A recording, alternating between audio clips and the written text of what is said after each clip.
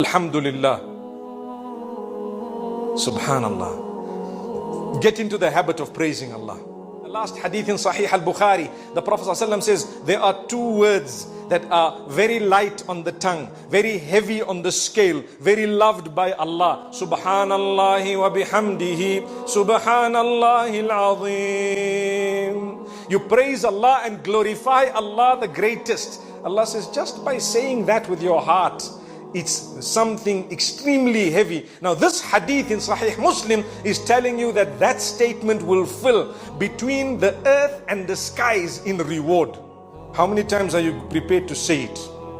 Repeat it every day. Praise Allah. Praise Allah.